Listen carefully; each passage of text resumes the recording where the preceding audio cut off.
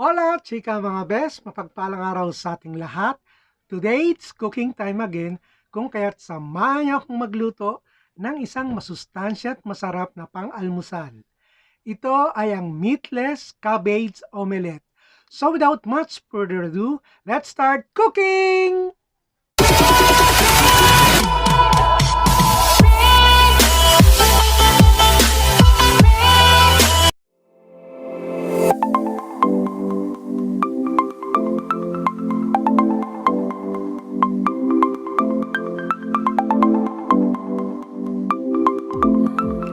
Kompletong ingredients na gagamitin natin sa cabbage omelette.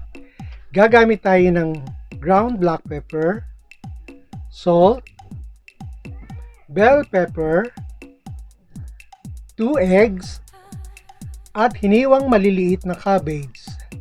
So mga bes, simulan natin ang pagluluto.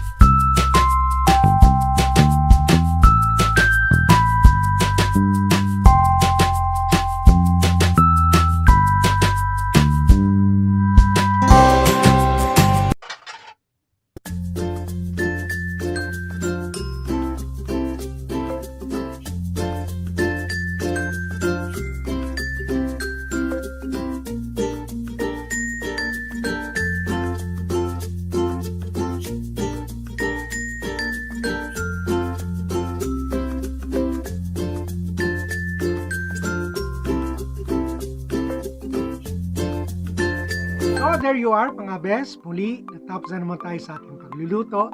And I hope na kahit papano ay nabahagian ko kayo ng kahit konting kaalaman.